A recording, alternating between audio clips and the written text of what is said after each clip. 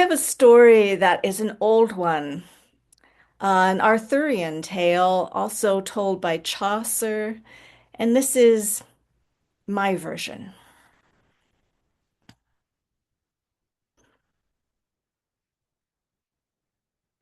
My father married a fairy woman against her will, and it is for that reason, more than any other, I believe, that my mother cast the spell upon me. I would not marry where my father bade me, and so he made my mother use her magic upon me. And she cast a spell that changed my young and lovely form into that of an old and loathly lady. My brother did not care for this treatment of me, and so he blackened his armor and became known as the Black Knight. And together we left our father's house to travel the road between mortal and fairyland, all the while seeking a way to break the spell that had been cast upon me. And in our travels, it so happened that we came at last to the kingdom of Camelot, renowned for its king Arthur and his queen Guinevere and the knights of the Round Table. And so we thought here would be a good place to tarry. And indeed, it did not take long before one of the knights of the Round Table came riding our way. It was King Arthur's own nephew, Sir Gawain. And as soon as we spotted him, though I stayed hidden amongst the trees, my brother mounted his steed and came charging out from the trees to challenge Sir Gawain to a duel. Well, it was clear Sir Gawain enjoyed dueling and testing his mettle against other fine knights, and at once he took up the challenge, and the two of them fought. And Sir Gawain was a fine fighter, very skilled, but he was only mortal and so tired, while my brother, being half fairy, did not. And so it was only a matter of time before Sir Gawain lay upon the ground with my brother's sword at his neck. But though he lay there in defeat, Sir Gawain did not behave like he was defeated. He still smiled and called out to the Black Knight, "Oh, good sir, you have fought well and won fairly, but surely there might be something I could offer you in exchange for my life, or perhaps some other challenge where I might have another chance at besting you."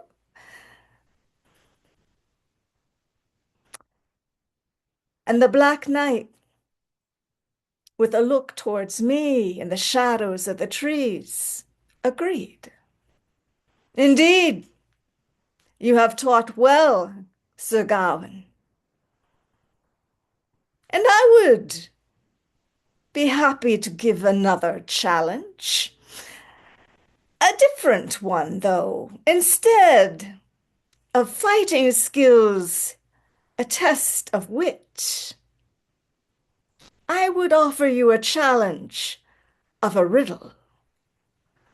Well, it was clear at once from Sir Gawain's face and manner that he fancied himself something of an expert at riddling, and he agreed at once.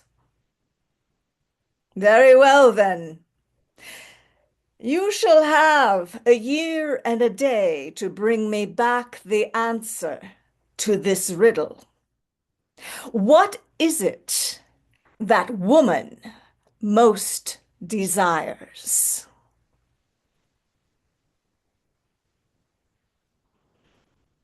Sir Gawain was released from the ground and mounted up upon his horse. It was clear enough he had no idea what the answer was, but he seemed untroubled by it and eager to go off and figure it out.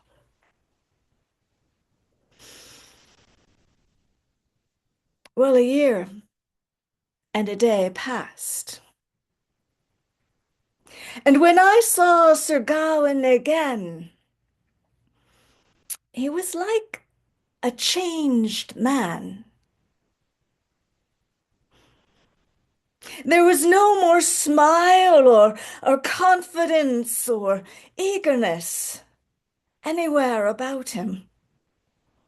Instead, he came on a plodding horse, his whole manner downcast and morose, like a black cloud was hanging upon his shoulders. In fact, he was so lost in his dark thoughts that he did not even notice when I stepped out from amongst the trees and stood in front of him. In fact, if it had not been for his horse starting at the sight of me, I do believe Sir Gawain might just have run me over without even noticing. But when the horse started, Sir Gawain looked up and saw me. And he too started. In his eyes, I could see my own reflection, stooped and crooked, limbs wrinkled and twisted, snaggle-toothed, and, well, little enough hair upon my head, but plenty bristling upon my chin. But though he started, he recovered himself, leapt down from his horse, and even made a courtly bow in front of me, saying, "Oh, my lady, I am so sorry. I did not see you there. I hope I have caused no harm to you." "Oh, no, Sir Gawain. I am in fine mettle, but it looks to me like you are not doing well yourself. You carry so much sadness and sorrow with you." "Oh, yes, my lady. You have the advantage of me. I do not know your name." "Ah, well, I am the Lady Ragnell, sister to the Black Knight, who a year and a day ago set you the challenge of a riddle. And from the look of you, I suspect you do not have the answer." "Indeed, my lady, I did not know the answer when I left, but, well, I thought it easy enough to find out, for I knew enough ladies. Surely all I had to do was to ask one or two, and I should have the answer. But since I left here, I have asked every lady of my acquaintance. I have asked every woman that I have met, woman, child, up to crone, and every single one of them has given me a different answer. One woman says what she most desires are fine silks and jewels, and another says a fat pig. Another yet says a fine sword. And another says, a child. And another one says, no more children. I do not know which answer to choose from amongst all that I have received. I am sure whatever answer I choose to give is not going to be the right one.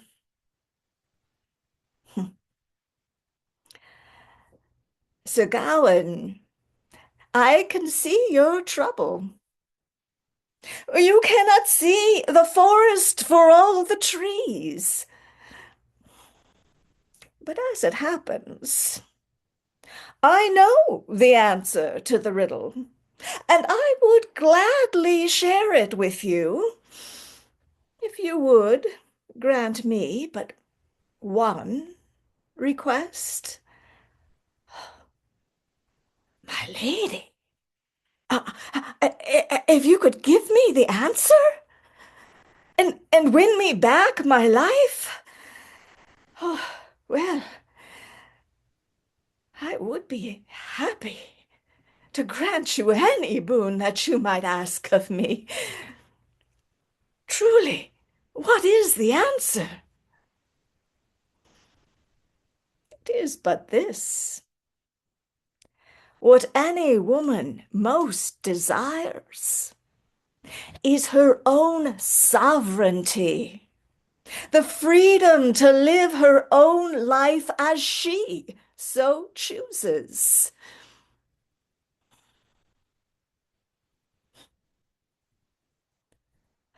Of course, that must indeed be the answer. I could not see it. But what is it that I might offer you in exchange should indeed the Black Knight accept this answer to the riddle? It is but this. I wish to become your wife. Clearly, this was not the answer Sir Gawain had anticipated, but he was a knight of the Round Table, a man who always honored his word. And so he said, of course, my lady, if indeed this answer wins me back my life and freedom once again, it would be my honor to make you my wife.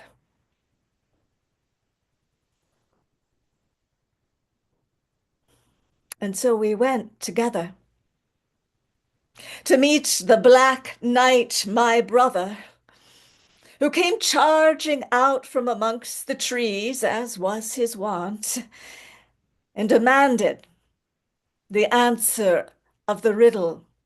What is it that woman most desires?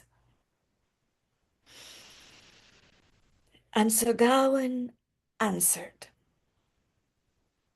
what woman most desires is her own sovereignty, the freedom to live her own life as she so chooses.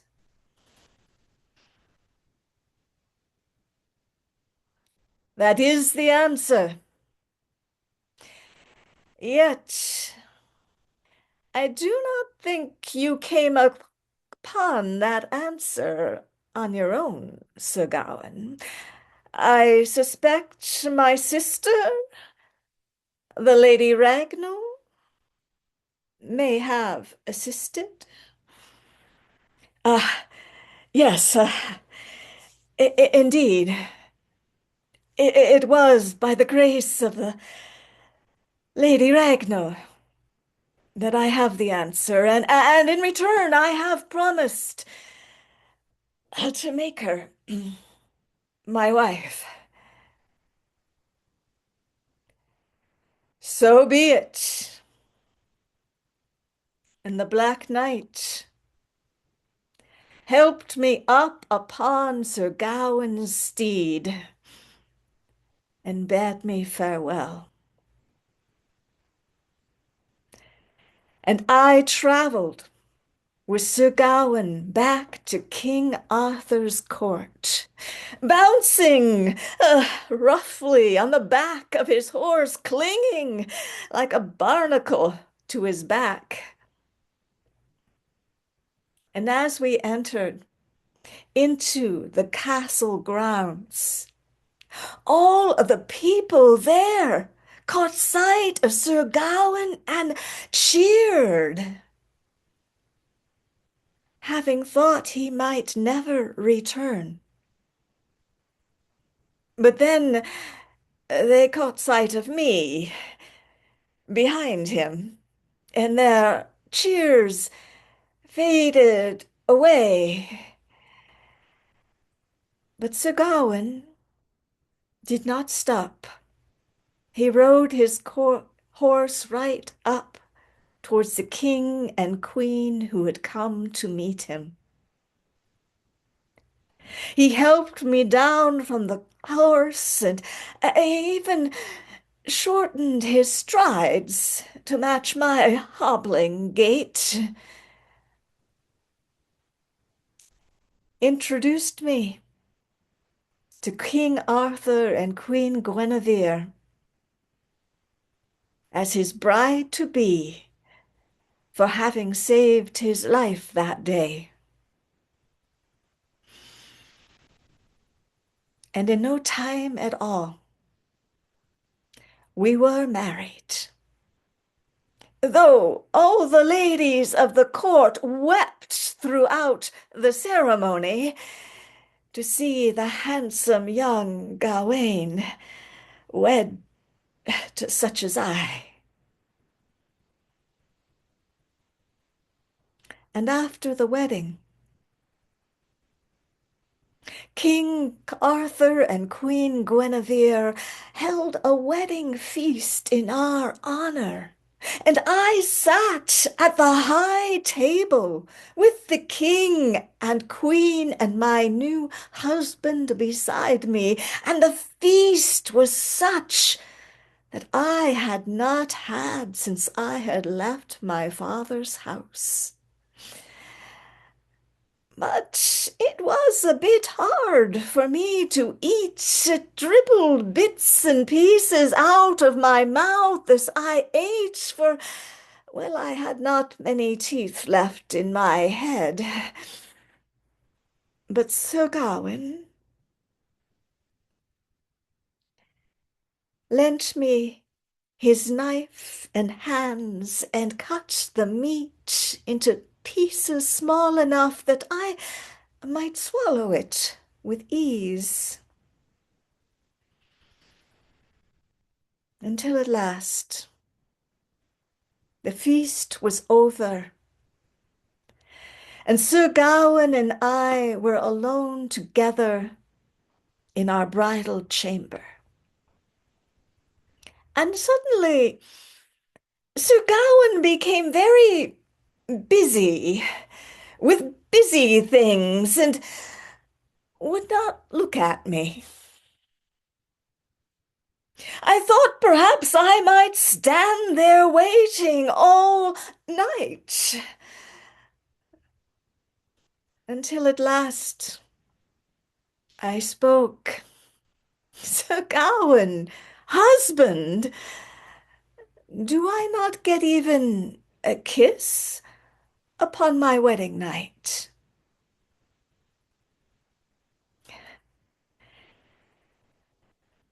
Of course,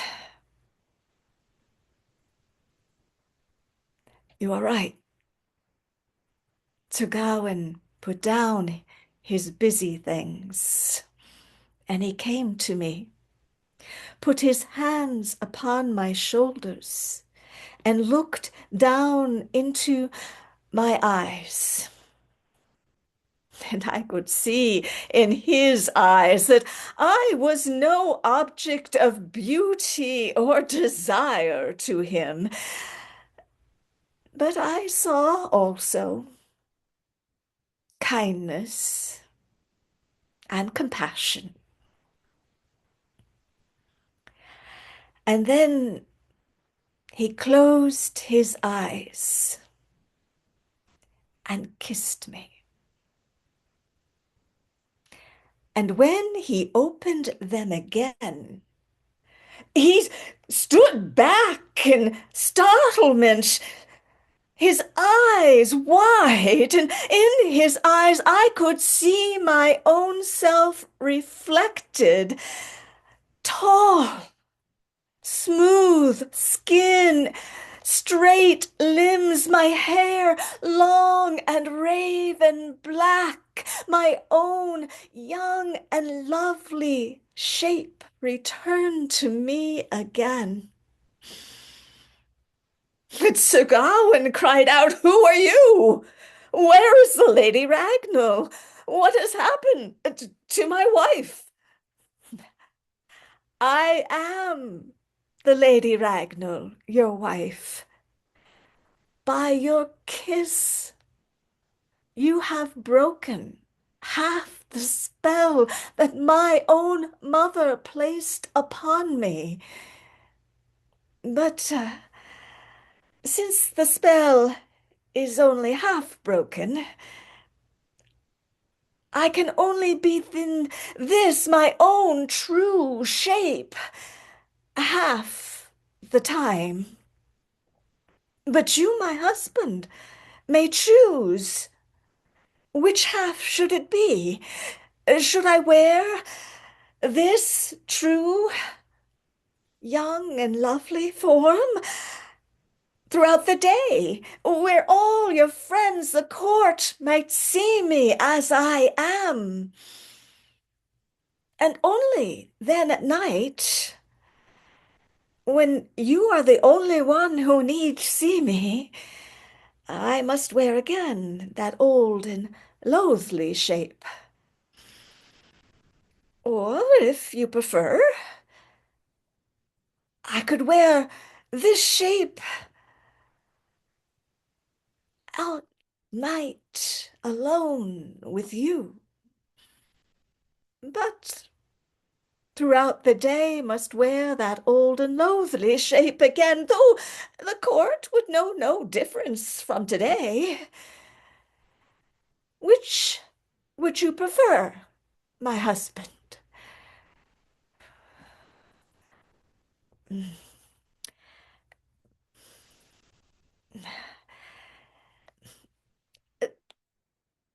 Sir Gawain thought upon it at some length, until at last he turned to me and said, "Lady Ragnell, I cannot choose. I do not know which would be better. And well, since it is a choice that affects you more than any other, surely you should be the one to make the choice." And with that, it was as if the sun rose up inside me. "By your words, Sir Gawain, you have broken all the spell that was placed upon me, for you have returned to me my own sovereignty, the freedom to live my own life as I so choose. And so I chose, as was expected of me, my own true, young, and lovely shape. And Sir Gawain and I were happy together for many, many years. But all the same,